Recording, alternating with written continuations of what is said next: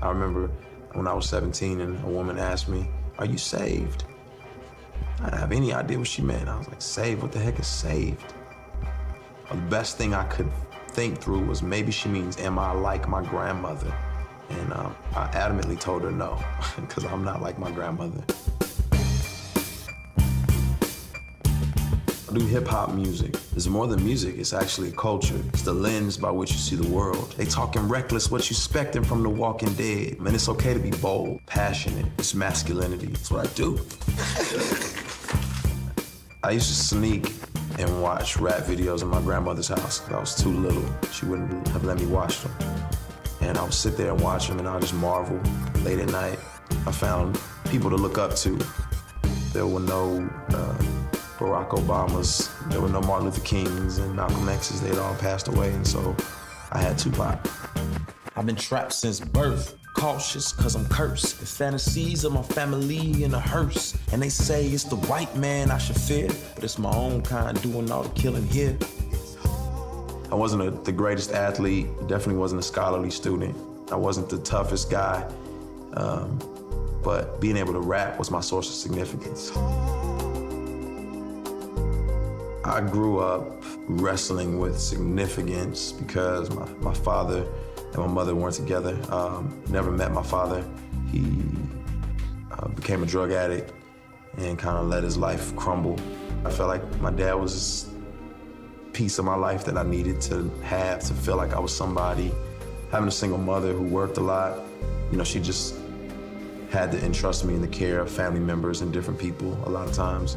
I experienced abuse as a kid. I experienced neglect and you know, different kind of things. And so I was just wanting real significance, and I didn't feel like I was gonna get it trying to be this manicured, good, all-around student and person.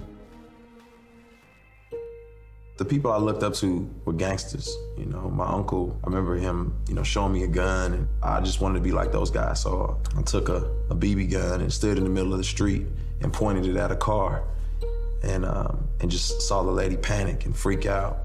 And for me, that was just fun. I didn't have anything to do. I wanted to be back in the inner city. I wanted to be, you know, doing criminal activity. So I just kept rebelling, and I kept doing worse. In drugs, 16, fighting all the time. Got arrested in high school for stealing. He was just like, man, what are you gonna do with your life? Got put on a gang list. I remember thinking like, man, I guess I'm supposed to care.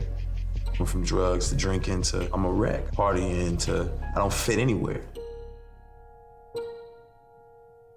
I'm just this misfit of a person. My mother was like, you just need to read your Bible. And I remember ripping the pages out of the Bible and throwing it on the floor. And I said, I don't want this Bible.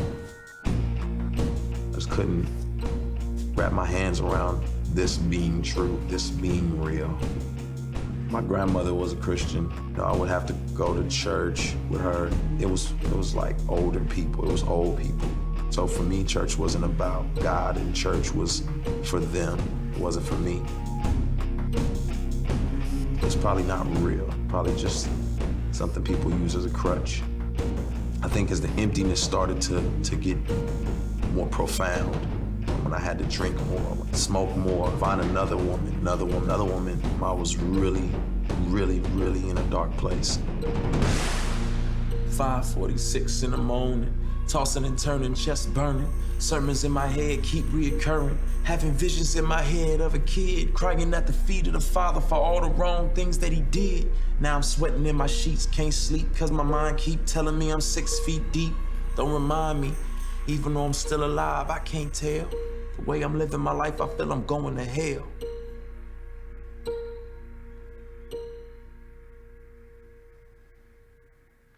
I got invited by a friend to a conference, and you know, I'm really just more excited about being in a big city. I'm more excited about there being girls. I'm more excited about just what the city brings.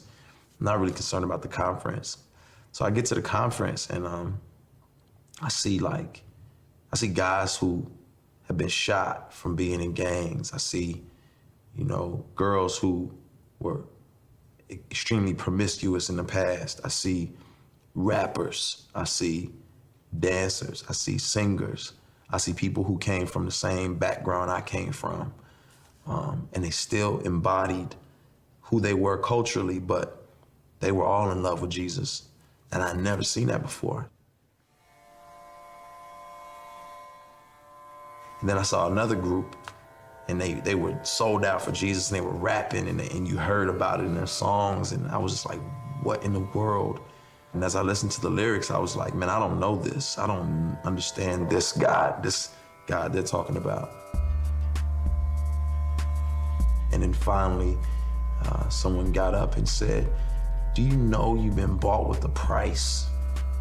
And they told me the story of Jesus on Golgotha and him carrying the cross and him bearing all of my sin, all of my lying, all of my cheating, all of my escapades, all of my drinking and drugging, and put it on his own back. And he said, I was bought with a price.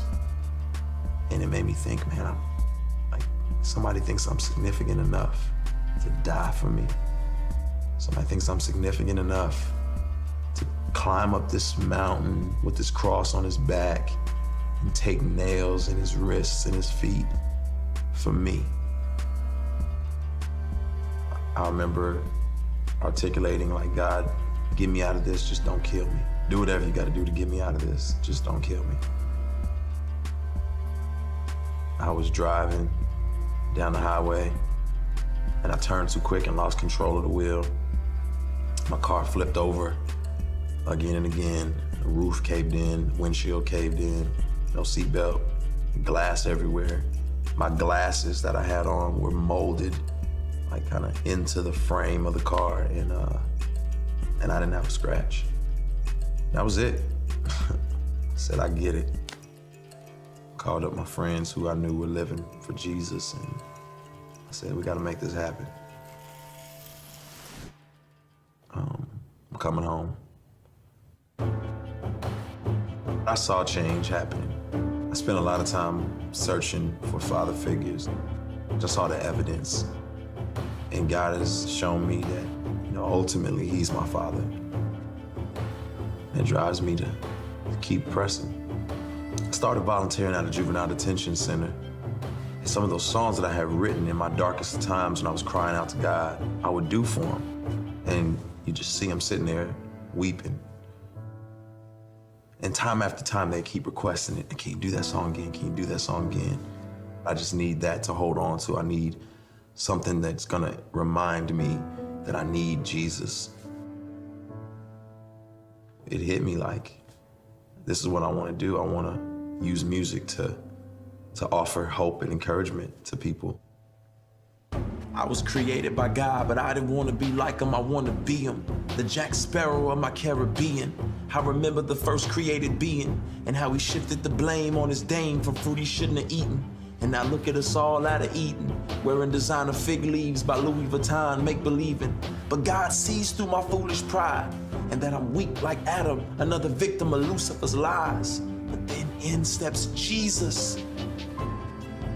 All men were created to lead, but we needed somebody to lead us. More than a teacher, but somebody to buy us back from the darkness. You could say he redeemed us.